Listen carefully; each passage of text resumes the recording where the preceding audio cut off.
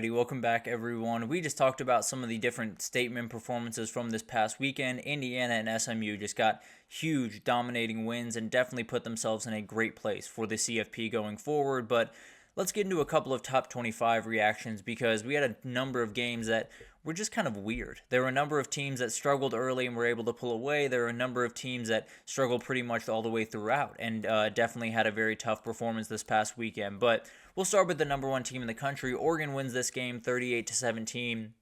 They win it on a weird touchdown play with about 25 seconds left to go. So really 31-17 is probably the score that is more indicative of this game. And frankly, this one got a little bit sketchy there for a second. There was a play down 14 for Michigan, 4th and 5, I believe somewhere on the 7 or 8, and they had Samaj Morgan throw a pass. Don't know why.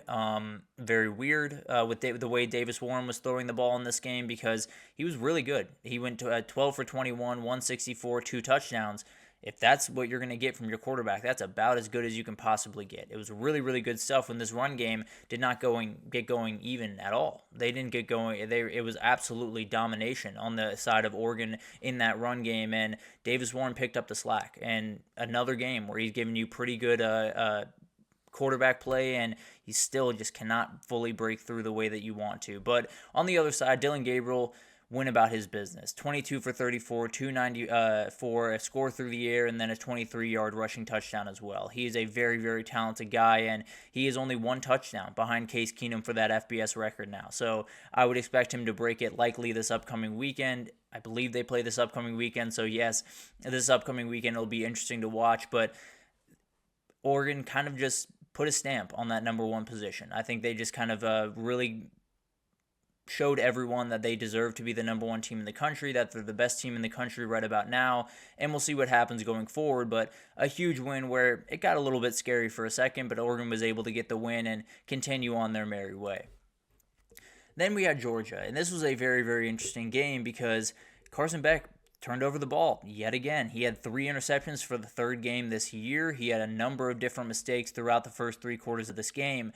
Thing is, he finished 12 for 14 with over 150 yards and 2 touchdowns to finish to get Georgia this win. So I understand the frustration. He has to clean that up. I think the biggest thing for him is just take what the defense gives you. So much last year, there were so many fans that were like, push the ball downfield, be more aggressive, do the things that elite quarterbacks do and all of that type of stuff. And I understand some of that. I understood it back then. I still understand. You want to push the ball downfield. You want to be aggressive. Now he's being a little too aggressive. You got to find the happy medium. You got to find a way to get to that medium, and then you'll probably be a very, very effective quarterback. I think he's just doing a little bit too much. I think he's just trying to push the ball just a little bit too much, and once he just says, okay, I'm just going to take the open receiver, I'm not going to overthink this, I'm not going to try to make big plays when they're not there, he'll be more than fine. Now, Georgia's still a very good team, and this is one of those things that I get the frustration around them, and I do think it's something that they're going to have to get fixed up, but if you can find a medium for Carson Beck in those turnover troubles, you're going to be more than fine. This defense was flying around again on Saturday. It wasn't quite as dominant as it was against Texas, but was plenty good. DJ Lagway leaving this game totally changed it for Florida. I can't sit here and say they definitely would have won if he was in that game. I can definitely say they would have had a much better shot and definitely possibly could have won that game. But shout out to the Florida team overall. It's been a very weird season, but they continue to show up. They continue to play really, really hard football. The defense has gotten better week over week, and it's one of those things that just really remarkable stuff in a year where it would have been very easy to quit. This team has not quit even once. And then you got Miami. This game and this scoreboard is very deceiving because it was a Miami game. It was very much a win where they just dominate the fourth quarter, and that's about it. They played very interesting football for the first 3 quarters of this game, but I did not like Manny Diaz's decision when they were down 4 to go down 3, to take the 3 and go down 1, They were down 4 points. He kicked a field goal instead of going for it. Probably would have gone for it, especially after when they had a two-play touchdown drive for Miami, and this game was essentially over. And it was a very classic Cam Ward game, 25 for 41, 4 touchdowns, 400 yards, 5 touchdowns, and one of the dumbest throws that I've ever seen for an INT. So just kind of who he is. And maybe those mistakes will come back to bite him at some point, but in this game, he was more than fine. The Miami defense has a lot to figure out. That's the big time worry about them. A couple overthrows gave him some picks where it made this a little bit more of a comfortable win, and a win is a win, not necessarily going against that by any means, but this defense could really get torched if they play the right team on the right day. And then you got Tennessee, Kentucky, a big-time win for Tennessee in this one, and they played with fire just a little bit in this one. More than anything, I do think this score is just a little bit misleading. They outgained Kentucky by over 100 yards. They had 10 more first downs, won the turnover battle 3-1, and had 3 missed field goals. You miss 3 field goals, you win. If you make those field goals, you win by 19. No one's really thinking about it. Everyone's saying, okay, really good performance, keep moving on your way. You've done your business. And Nico Iamaleava was plenty good in this game. 28 for 38, 292, a score, absolutely great. And he's one of those guys where he did miss a couple of passes over 20 yards, but he made plenty in between the 10 and 20-yard area, which is really what he needs to be doing. And he had a drop that possibly could have gone about 60 yards for a touchdown. So nothing against him. Played really, really good football, and especially when you have Dylan Sampson, who I think made his way up to 4th or 3rd on the Tennessee rushing touchdown list, which is absolutely crazy. But remarkable performance from all of these guys, and this Tennessee team continues to be one that I'm a little bit skeptical of. I'm a little bit worried about that deep passing game. Can they get it going? Can Nico hit his receivers? And then can those receivers make the plays that they need to make the catches? But at the end of the day, they're in a very good position. They lose to Georgia. I think they're still very much a CFP team, especially with that win over Alabama. But again, they can and they want to beat Georgia in a couple of weeks, and then they're firmly in the SEC title game. It'll be very interesting to watch this team down the stretch because plenty of people have written them off just a little bit, especially with that Georgia game coming up. Still a very dangerous team that still very well could be in Atlanta at the end of the year. Then you had San Diego State, Boise State, and another quote-unquote off day for Ashton Jeanty, and it ended with 31 carries, 149 yards, and 2 scores. That is an off day for this kid, and that is absolutely insane. I do think he has to put up just ridiculous numbers the rest of the way, so he probably took a little bit of a hit in the Heisman race. If he's not in New York City, we riot. I don't know how that would even be possible, but if he is not in one of those 4 seats or 5 seats or however many they decide in a given year, he deserves to be there. If he's not there, then I have a big problem with the Heisman going forward. I already have a big problem with the Heisman, but I have an even bigger problem with the Heisman going forward. As for the rest of the team, SDSU did everything they could to slow down Ashton Jeanty, and they did a good job early on. I believe he only had 37 yards at halftime. Thing is, Maddox Madsen had 4 passing touchdowns in the first half, and Boise State led 25 at halftime. So pick your poison. You're more than welcome to sell out to stop Ashton Jeanty, and you probably do need to do that if you're going to be able to beat this Boise State team. Thing is, they got plenty of receivers that can hurt you on the back end, and they got a quarterback that is more than happy to take all of the open windows you're giving him and just lay a ball in there. So this Boise State team is very, very dangerous. The pass rush is incredibly good. They're all over the place, really, every single game, and they're the CFP favorite right now. You know, that Army team probably has to lose one more, but they got Notre Dame in a couple of weeks, and this Boise State team just looks like one where I don't know if anyone other than UNLV in this Mountain West Conference can compete with them, and UNLV was lost that game at home, so who knows what would happen. But as of right now, Boise State continues on their merry way. Ashton Jeanty at the very least stays at near the top of the Heisman conversation, and they get a big-time win and continue towards that Mountain West title.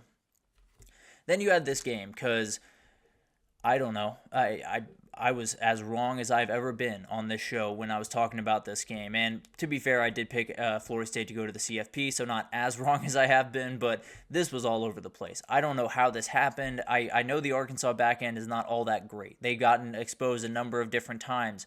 I didn't think it was going to be like this, especially without Trey Harris in the game. I didn't think it was going to be like this, but Ole Miss was able to roll. Jackson Dart went for 515, 6 touchdowns with only 6 incompletions in this game. Remarkable. And he also led them in rushing, which is a problem, something we're going to have to watch this upcoming weekend against Georgia. But Jordan Watkins, 8 catches, 254, and 5 touchdowns. Remarkable. They were all over the place. They made so many different plays, and it was really one of those games where it was over pretty quickly. Ole Miss just imposed their will pretty much from the jump, and so many people wrote off this Ole Miss team after the LSU loss, kind of including myself, I'll be totally honest, but they've kind of found their way back into it. They got Georgia this weekend. They win that one. CFP's right back in play. They do need to beat Florida and then Mississippi State, but at the end of the day, this team is rolling right along, and with a win this upcoming weekend, everything is back on the table for this Ole Miss team. Then you had Army. They were able to stay undefeated, and they were the only FBS team that has never trailed this year. Officially, with Indiana falling off that list, they were able to get it done. Not necessarily the domination that you wanted to hand out to your rival, but without Bryson Daly on the field, got to feel pretty good about this performance. And as much as attention as Bryson Daly has gotten, and he fully deserves all of it, Kanye Udoh is a very good player. He had 22 carries, 158 yards, 2 scores in this game. He was the offense in the second half of this game. Really remarkable stuff from him, and someone that I think if you're going to watch Army, I understand Bryson Daly is going to steal all the headlines. Number 6 is a very fun player, and one of those guys that in a triple option offense, in any offense, would be an absolute problem, but especially in that offense is really remarkable to watch. So Army continues to roll along. They have North Texas this upcoming week, one to watch for the upset alert later in the week, but that's a huge one. And then you got Notre Dame. You got the one that you absolutely have to win. If you win that one, you are going to be the CFP team from the G5. Now, you still got to win the American. You still have work in front of you, but you will be firmly the best team in the G5 and firmly in the driver's seat to win, to get to the CFP. Thing is, you lose that game to Notre Dame, I think Boise State would probably beat you out. So, got to be very careful. We'll see what happens over the next couple of weeks, but they stay undefeated. First time since, I believe, 1998 that they are 8-0 on a season. Really remarkable stuff, and they hope they can continue towards that CFP berth.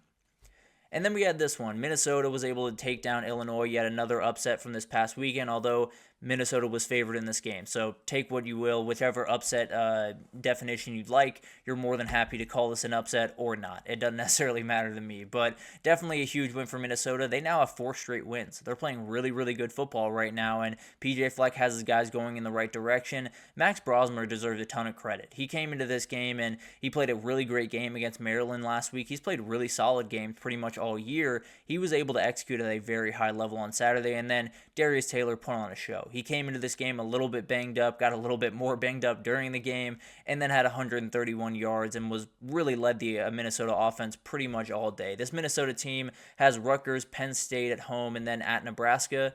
If they can knock off Penn State, this season becomes very successful for Minnesota. I don't think they're going to be remotely in the CFP conversation, but really remarkable performance from them, and definitely gives them the ability to possibly be rolling downhill going into 2025. But the top 25 was a little bit all over the place. The struggles for UGA are something we'll continue to talk about over the next couple of days, and something they badly need to figure out. But overall, I think a lot of those teams just handled their business, and that's the most important thing. With a lot of teams not handling their business, being able to get that dub is pretty much all that matters at this very moment. But let's take our last break here, and when we come back, we got to talk about just everything else. So there's so many other big performances. Vanderbilt gets bowl eligible for the first time since 2018. Syracuse knocks Virginia Tech out. UTSA knocks Memphis out of the CFP conversation. But we'll break it down right after this.